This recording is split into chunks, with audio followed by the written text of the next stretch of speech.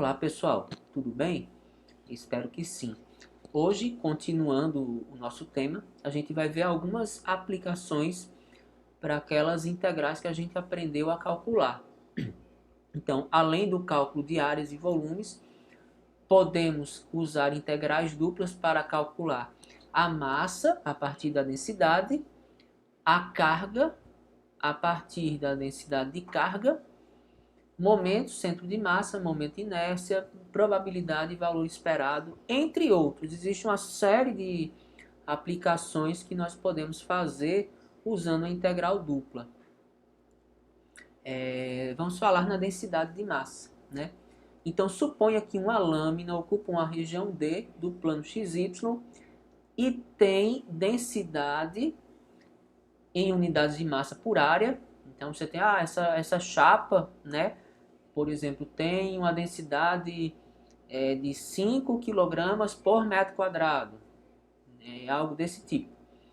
E suponha que esse corpo tem uma densidade dada por uma função ρ de x e y que associa a cada ponto uma densidade. Né? Se nós tivéssemos uma chapa homogênea, ou seja, com a densidade constante, para calcular a massa bastaria multiplicar a densidade pela área. Mas no caso aqui nós temos uma densidade variando ao longo do corpo, né? Então, qual é a ideia, né? Vamos seguir o processo da definição da integral dupla, né? Então, nós pegamos a nossa região aqui, que é a região D, nós vamos fazer uma partição. Para cada subretângulozinho desse daqui, nós vamos escolher um ponto arbitrário e multiplicar a densidade desse ponto arbitrário pela área, né? E aí quando nós fizermos a soma de cada pedacinho de densidade vezes a área, nós vamos ter uma aproximação da massa, que quando nós tomamos o limite com mn tendendo a infinitos, né, o número de partições nos eixos x e y, nós chegamos o cálculo da massa exata e, por definição, isso aqui é um limite de uma soma de Riemann, nós temos a integral, né? Então, a massa será a integral da densidade superficial em relação à área. Analogamente, nós podemos pensar em densidade de carga, né? E pensando nisso, né? Analogamente, suponha que uma lâmina ocupa uma região D, está carregada, né? Com a função sigma, né? Então, em cada ponto, você tem um sigma daquele ponto, né? E se a gente fizer todo o caminho da definição de integral dupla, né, nós vamos concluir da mesma forma que a carga total é a integral da densidade de carga em relação à área. Vamos a um exemplo, né?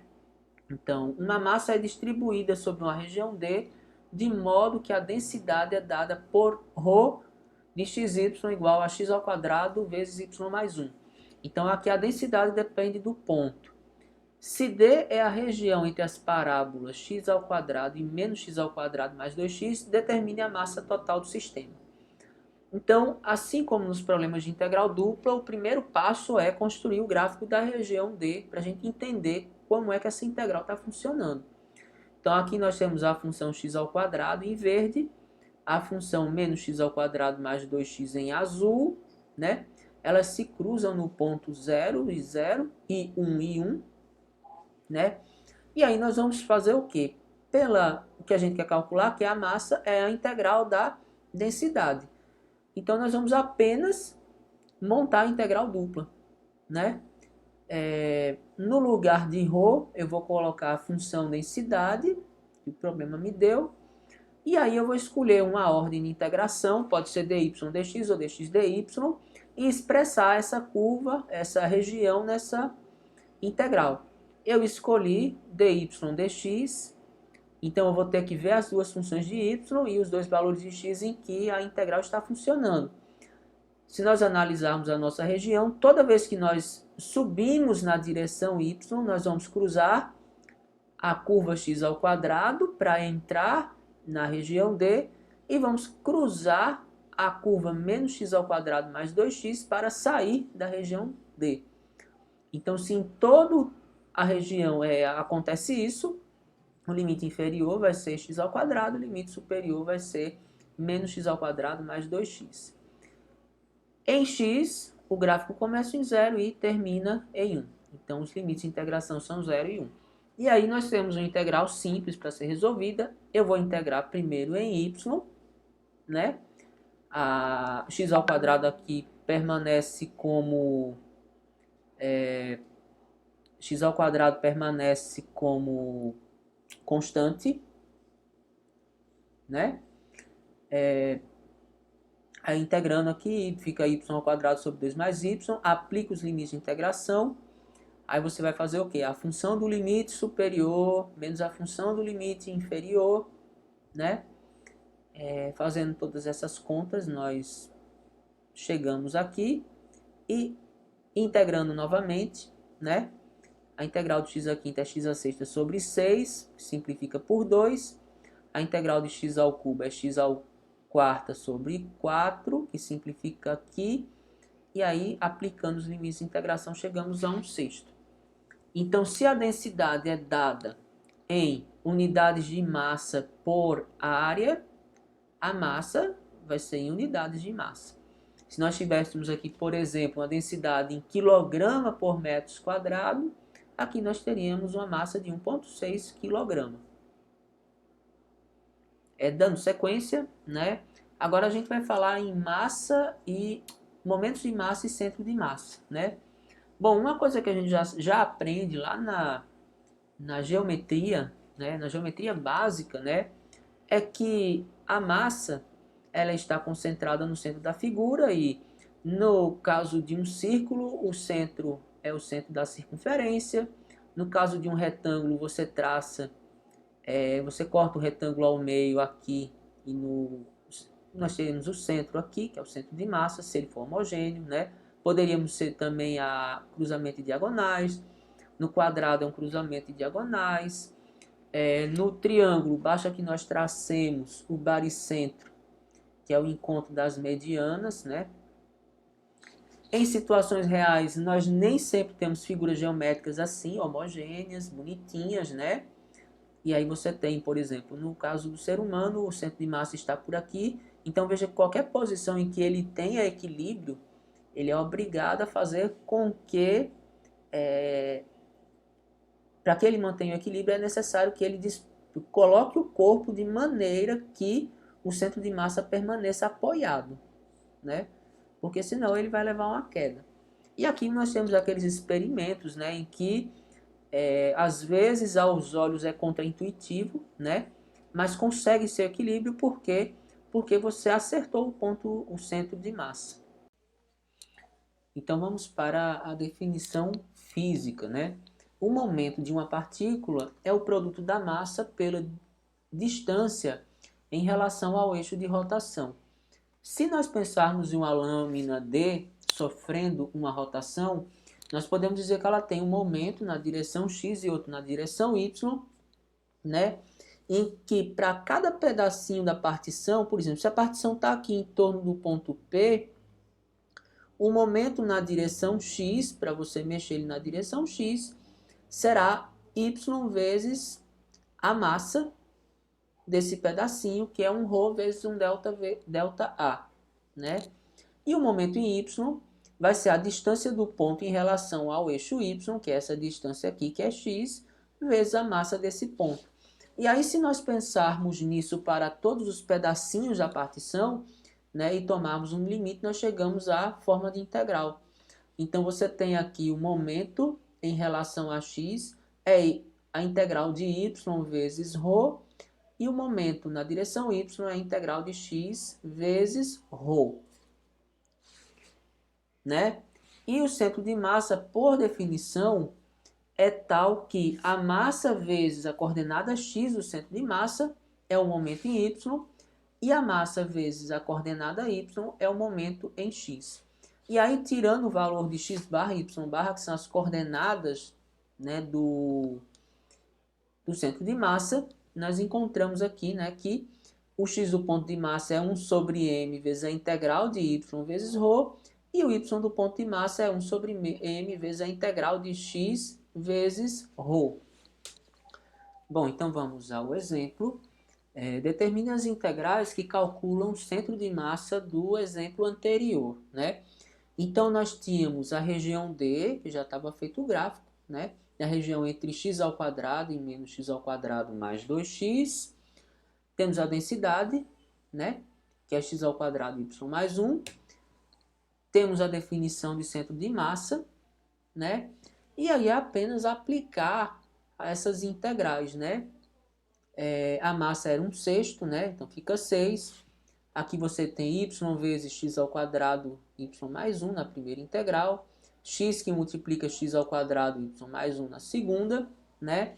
Os limites de integração em dy dx, a integral vai de x ao quadrado a menos x ao quadrado mais 2x, e em x ela vai de 0 a 1.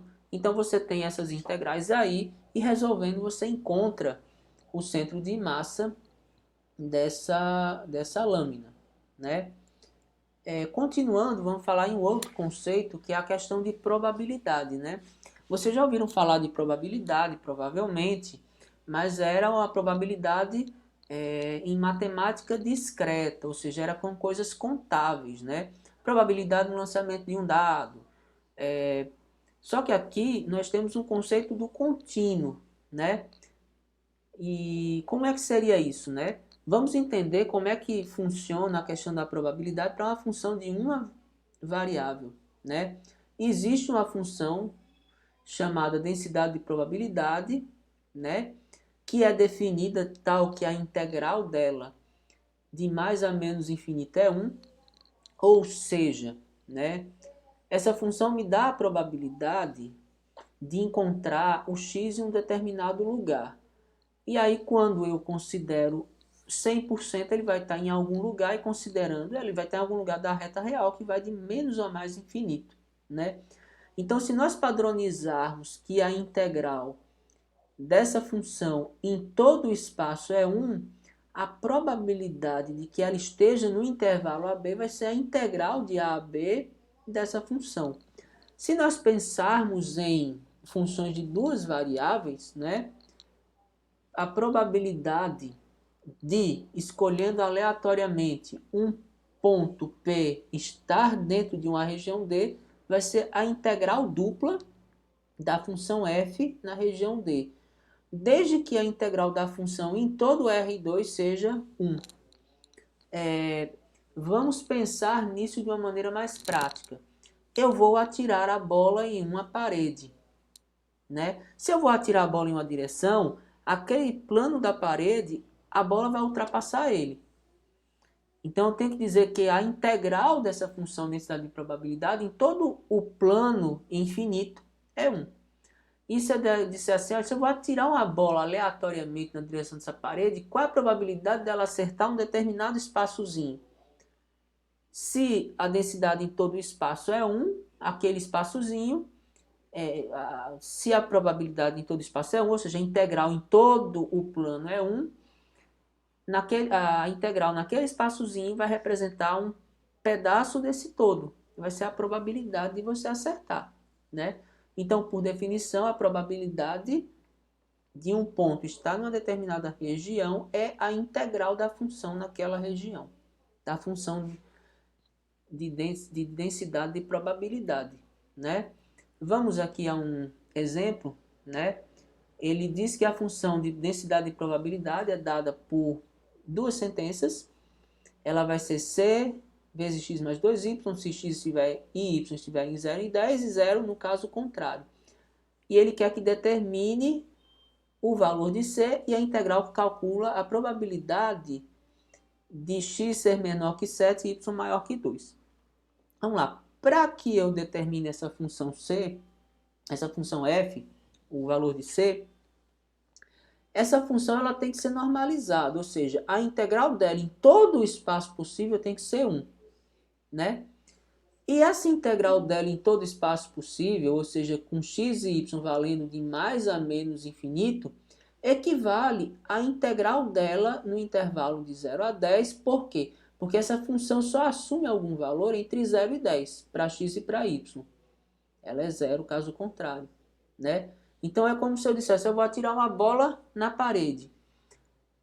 Se eu vou atirar uma bola na parede, eu vou acertar a parede. Eu posso dizer que aquela integral infinita do plano todo, eu digo, não, com certeza a bola vai atingir a parede. Agora, qual a probabilidade de que essa bola atinja um determinado espaço, né? Então, eu considero a integral na parede como sendo 1, e aí eu vou ver qual a proporção que tem em relação àquele pequeno espaço em que eu quero fazer. E aí nós vamos calcular o valor de C baseado nisso, né? Vamos, aqui eu coloquei dx dy, poderia ser dy dx, é questão de escolha, num quadrado de xy igual a 0 até xy igual a 10, né? Integrando em x ao quadrado sobre 2 2xy, com x variando de 0 a 10, né? Quando x é 10, aqui vai dar 100 sobre 2, que é 50. Aqui vai dar 20y. Quando x é 0, esse termo se anula, né? Agora eu vou integrar em y. Vai dar 50y mais 10y ao quadrado sobre 2. 10, aqui vai dar y ao quadrado sobre 2, né? Simplificando. O 20 por 2 dá 10. Aplicando os limites de integração, 50 vezes 10 dá 500. 10 vezes 100 dá 1000. Quando você coloca 0, os dois termos se anulam. Então, a constante da densidade de probabilidade vai ser 1 sobre 500. Aí, agora, ele quer que determine o valor de C. A integral que calcula x menor que 7 e y menor que 2. E aí, como é que a gente vai determinar essa integral? Eu vou ter a integral da função densidade de probabilidade, escolhi uma ordem de integração. Para x ser menor que 7, é necessário que x esteja entre 0 e 7. Então, os limites de integração em x são 0 e 7. Para y estar entre 0 e 2, é necessário que os limites de integração estejam entre 0 e 2. Então, essa integral calcula a probabilidade de acontecer esse evento, né, na região com x menor que 7 e y menor que 2, né? Então, esses dois conceitos, eles representam de maneira bastante resumida a quantidade de aplicações que nós temos para integrais, né? É claro que vocês vão ver mais aplicações com mais detalhes quando vocês forem lá para a área profissionalizante, né? Não só de integral dupla, mas como de integral tripla e assim por diante, né? Sugiro que vocês estudem, né? Vai ter exercício, né, para vocês darem uma treinadinha, e até a próxima aula.